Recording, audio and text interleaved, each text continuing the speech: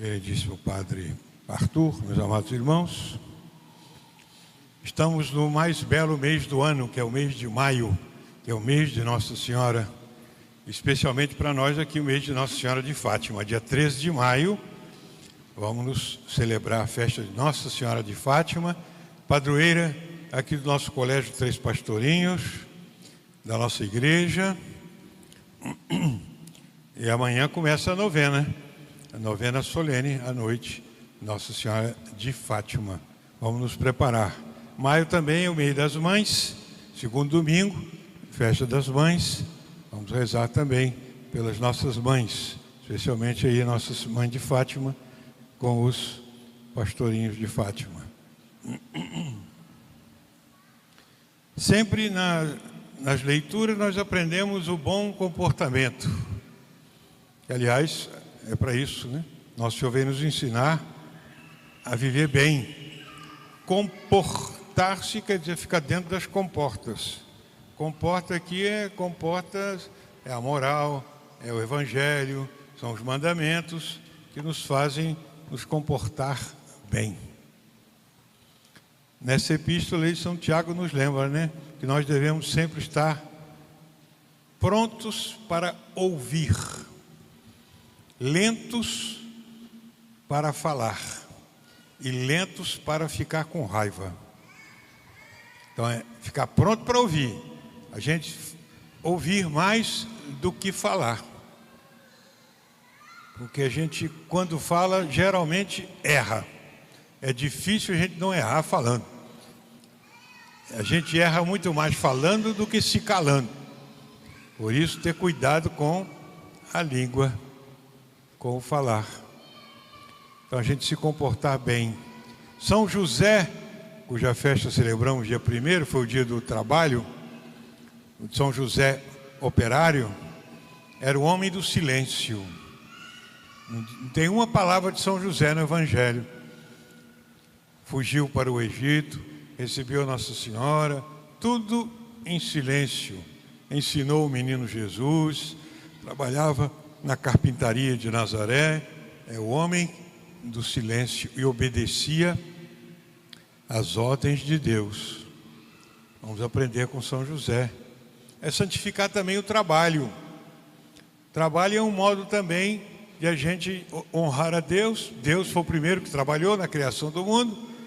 E também santificar o trabalho, como Jesus, trabalhando ali com São José, santificou o seu trabalho. O trabalho é um meio de santificação, é um meio também de penitência, ganhar o pão com o suor do rosto, quer dizer, compromisso, chegar na hora certa, cumprir os deveres, tudo isso é uma penitência também, cumprir os horários, obedecer no trabalho. O trabalho exige muitas virtudes. Para bem trabalhar bem, exige humildade, exige espírito de docilidade, espírito de trabalhar em conjunto, espírito de obedecer, espírito de confraternização. Então o trabalho é uma escola também de virtudes.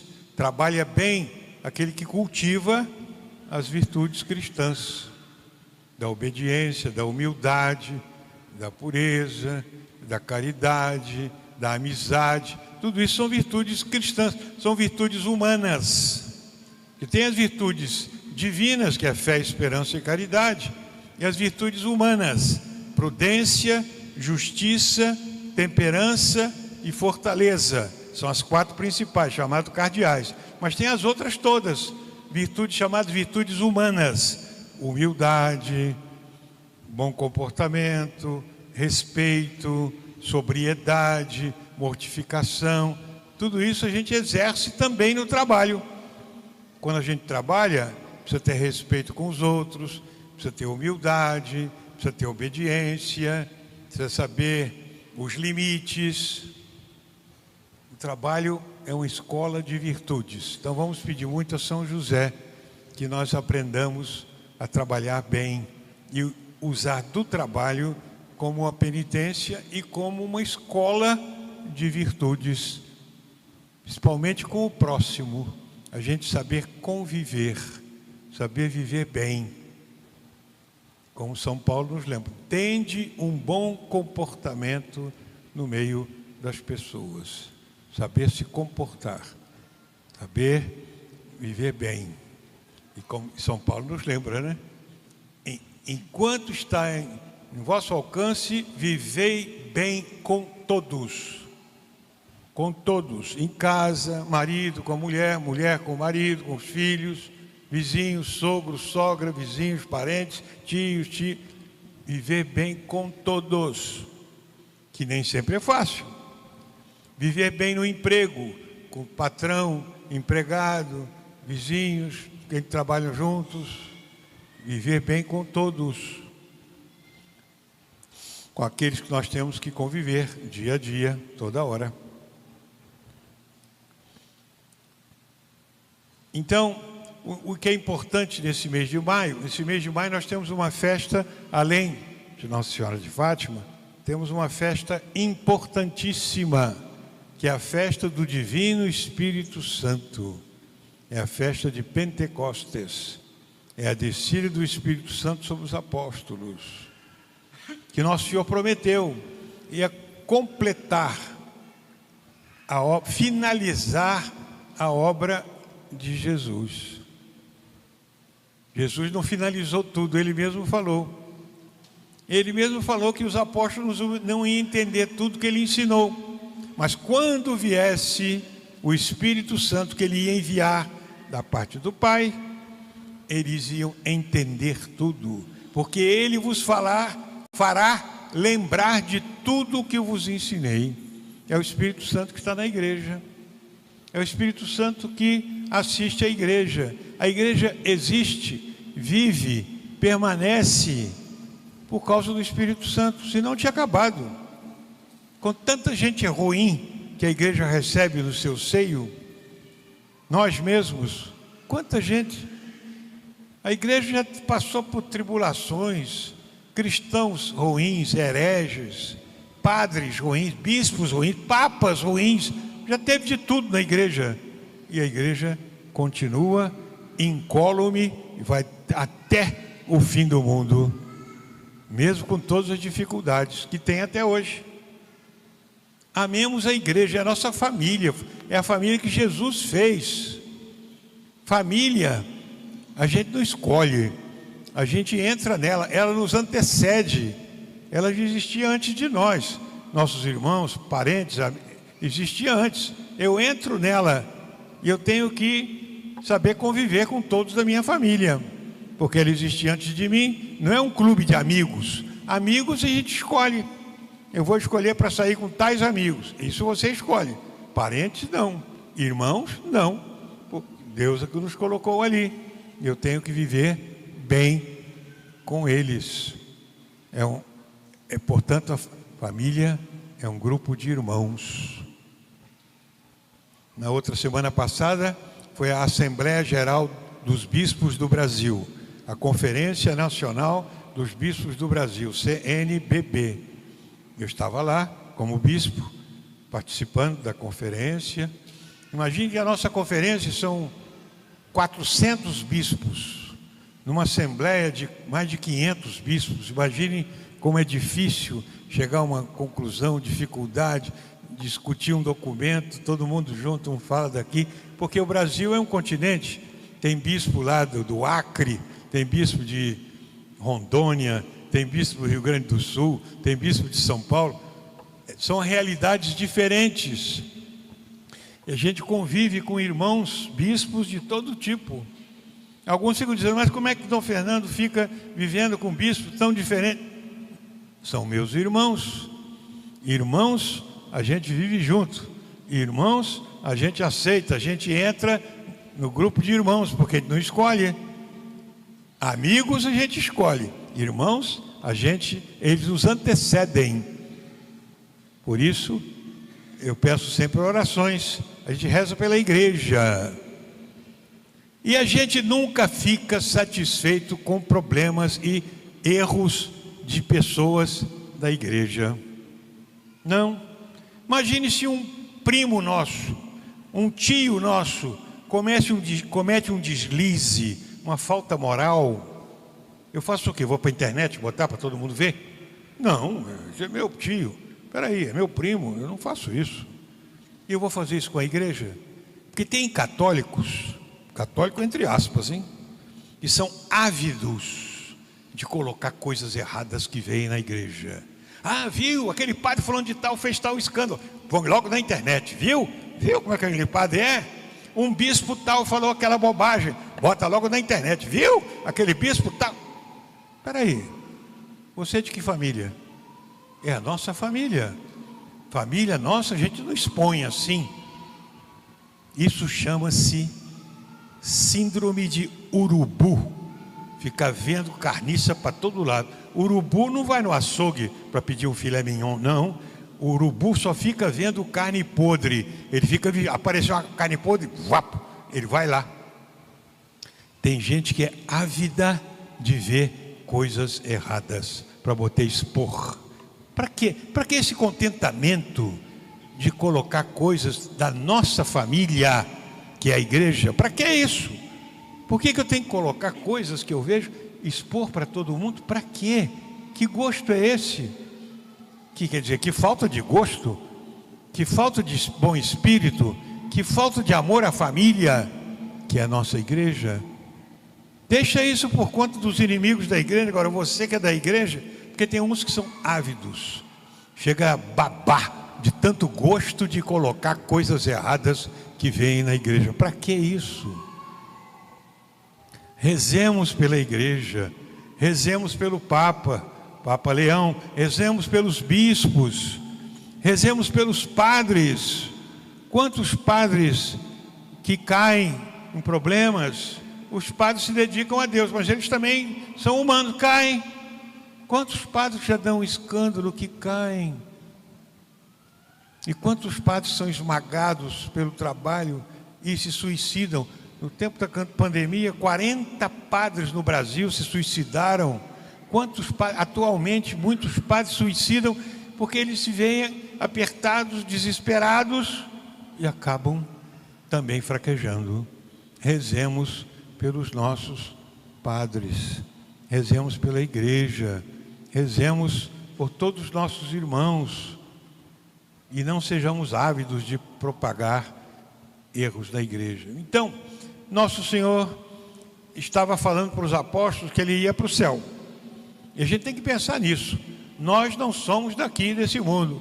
Nós estamos aqui de passagem para um dia irmos para o céu. Aqui é passagem. Morrer é normal. É morrer. Nós vamos morrer. É normal que a gente morra. E a gente um dia vai se encontrar com Deus. O importa é morrer bem. Morrer bem. Viver na graça de Deus e morrer na graça de Deus. Tem gente que vive pouquinho tempo, mas tem gente que vive muito, né? Eu mesmo encontrei, falei já, agora São Fidélis, fui jantar lá na barraca da festa e estava lá minha professora do jardim de infância. Encontrei com ela, professora minha do jardim de infância, tem 102 anos, estava lá jantando com a gente, tranquila. Tem gente que dura muito, né? Mas tem gente que morre cedo. Pois bem, nosso Senhor disse que estava indo para o céu, mas a obra dele ia continuar. Por isso ele ia enviar o Divino Espírito Santo. Por isso, nesse mês de maio, nós vamos celebrar a festa do Divino Espírito Santo, que é a alma da igreja, é a força da igreja, é a continuação de Jesus. É o Espírito Santo que nos assiste nos sacramentos. Nós recebemos o Espírito Santo no batismo. Nós fomos batizados em nome do Pai, do Filho e do Espírito Santo. O Padre impôs as mãos sobre nós. A imposição das mãos é a invocação do Divino Espírito Santo. Ele soprou sobre nós. O sopro é um símbolo do Divino Espírito Santo. Por isso que Jesus soprou sobre os apóstolos. Recebei o Espírito Santo. Na Crisma, aqui nós temos um grande número já se preparando para a Crisma. Aliás, quem ainda não se crismou pode ser adulto, entra no grupo da crisma para se preparar para ser crismado e receber o divino Espírito Santo. A crisma é uma invocação, nós vamos receber uma infusão de modo especial do divino Espírito Santo. Então nosso Senhor prometeu que o Espírito Santo ia continuar a obra dele. Vós recebereis o Espírito Santo e sereis minha testemunha no mundo todo. É o Espírito Santo que é a alma da igreja. É o Espírito Santo que sustenta. A igreja está viva até hoje, apesar dos pesares, apesar das nossas fraquezas, porque tem assistência do divino Espírito Santo. É a promessa de Jesus. O Espírito Santo continua na igreja. É o Espírito Santo que assiste o Papa, os bispos, assiste a igreja toda. Por isso que a igreja está viva e vai continuar viva até o fim do mundo, porque tem assistência do divino Espírito Santo.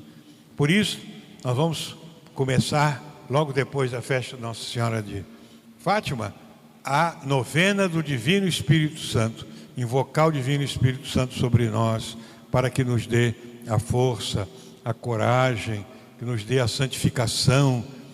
Quando a gente foi batizado, recebeu o Espírito Santo, mas ele sobretudo vem a nós na Eucaristia, na Santíssima Eucaristia, na Santa Missa.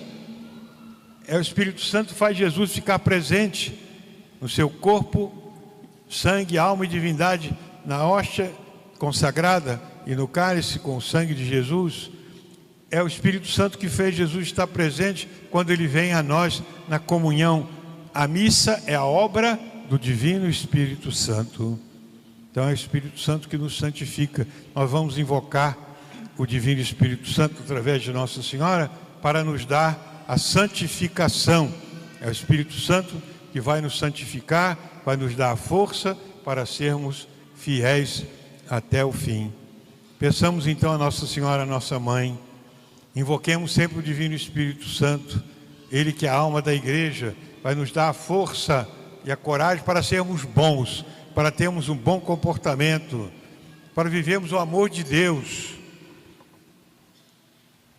A civilização cristã é a civilização do amor, por causa do divino Espírito Santo. Santo Agostinho ele que escreveu aquele livro espetacular sobre a história do mundo, da civilização, a cidade de Deus. Ele resume a história do mundo naquela frase: 2 amores construíram 2 cidades, 2 civilizações.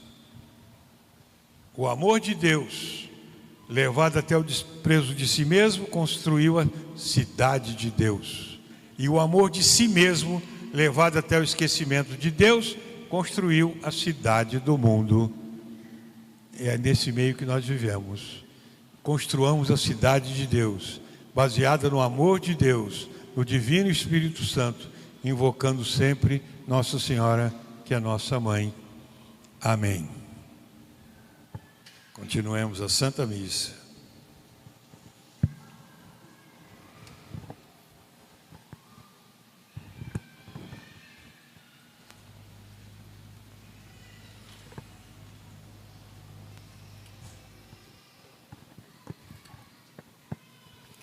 Rezemos juntos a nossa profissão de fé, que está no número 10 do folheto. Creio em um só Deus, Pai Todo-Poderoso, Criador do céu e da terra, de todas as coisas visíveis e invisíveis.